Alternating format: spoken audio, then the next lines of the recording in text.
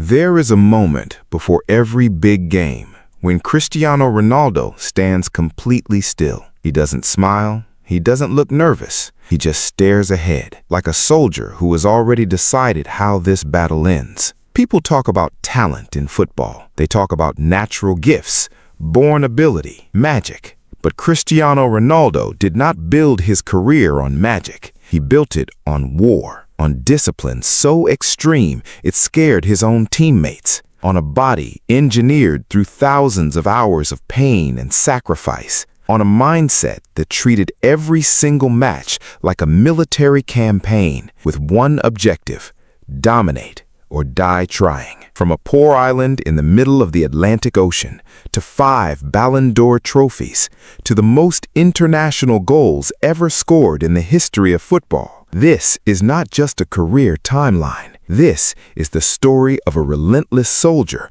who turned himself into a weapon and never, ever stopped firing. Cristiano Ronaldo dos Santos Aveiro was born on February 5, 1985, in Funchal, the capital of Madeira, a small Portuguese island out in the Atlantic Ocean. His family had very little money. His father worked as a gardener. His mother cleaned houses. There was nothing to suggest that this boy would one day become the most recognizable athlete on the planet, except for one thing. From the moment he touched a football, Ronaldo was obsessed. Not just passionate, obsessed. He trained before school. He trained after school. He stayed on the pitch long after every other kid had gone home. Coaches at Sporting Lisbon's academy, where he moved at age 12, said they had never seen anything like it. But here's something important to understand. Ronaldo at this age was not yet the finished weapon. He was raw material, emotional, sometimes reckless. He would try too many things. He would overdo the skill moves.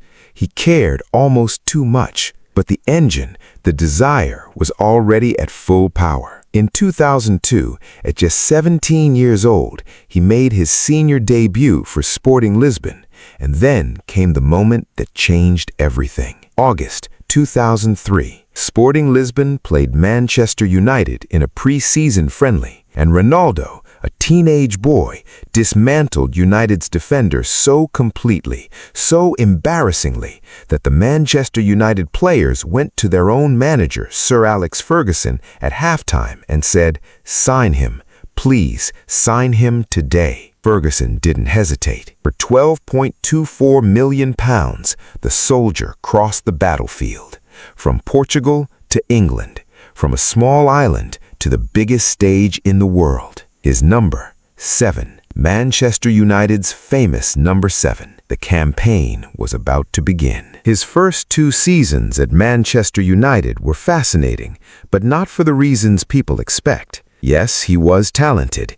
Yes, the pace was electric, the skill moves dazzling. But Ronaldo also struggled. He was still learning how to operate in the Premier League, one of the most physical, most intense football battlefields in the world. English defenders didn't care about his tricks.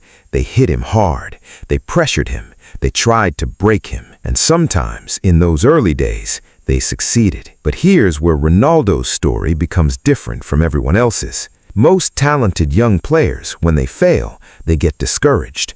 Ronaldo got angry, not at others, at himself. He would stay after training and practice the exact move that had failed him until he could do it perfectly every single time. Sir Alex Ferguson, the master strategist, one of football's greatest generals, watched this and understood what he had. He started building Manchester United's entire attack around this one player. The tactical idea was simple but devastating. Put Ronaldo on the right flank with maximum freedom. Let him drive inside. Let him shoot. Let him create chaos. Think of it like positioning your most dangerous soldier at the edge of the enemy line, then letting him ambush from the side, cutting inward where defenders least expect it. By the 2006-2007 season, Ronaldo had become unstoppable. But the true masterpiece came in 2007-2008. That season, Cristiano Ronaldo scored 42 goals in all competitions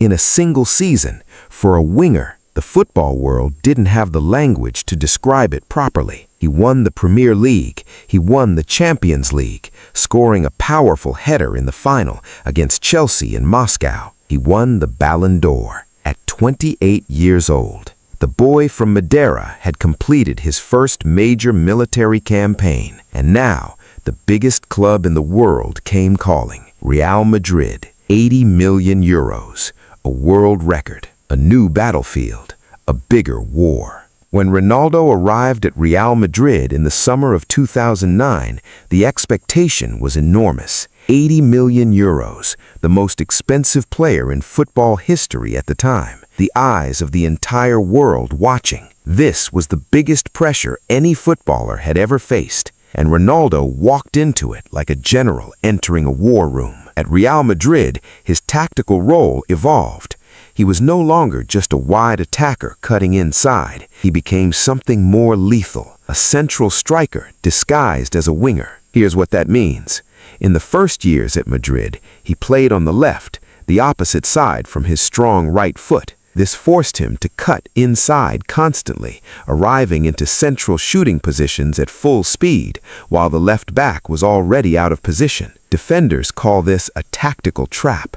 You think you know where the attack is coming from, then, suddenly, it's already behind you. Under managers like Jose Mourinho and later Zinedine Zidane, Real Madrid built their entire attacking engine around making Ronaldo's arrival into the box as clean and as dangerous as possible. And it worked, at a level nobody had seen before. 9 seasons at Real Madrid, over 450 goals, 4 Champions Leagues, 2 La Liga titles.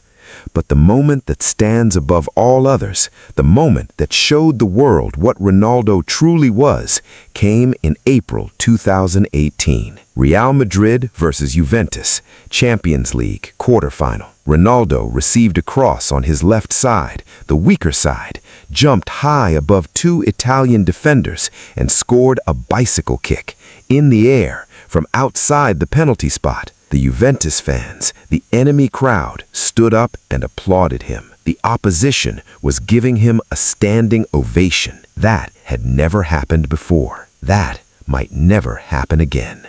For all his club success, the wound that cut deepest was Portugal, his national team, his home, his people. At Euro 2004, playing on home soil, a teenage Ronaldo reached the final. But Greece, in one of the greatest tactical ambushes in tournament history, beat Portugal. Ronaldo sat on the pitch and cried. He was 19 years old. It took 12 years. 12 years of near misses, of World Cup exits too early, of carrying Portugal on his back through qualifiers, through tournaments, through matches where he was sometimes the only player playing at an elite level. Euro 2016, France, the final against the host nation. Ronaldo was injured in the first half, his knee. He could barely walk. He left the pitch on a stretcher. But he came back, not to play, but to stand on the touchline in his training kit, pointing, directing, shouting instructions to his teammates. He became the general in the dugout. Portugal scored in extra time. Ronaldo exploded with emotion. He ran, he screamed, he fell to his knees.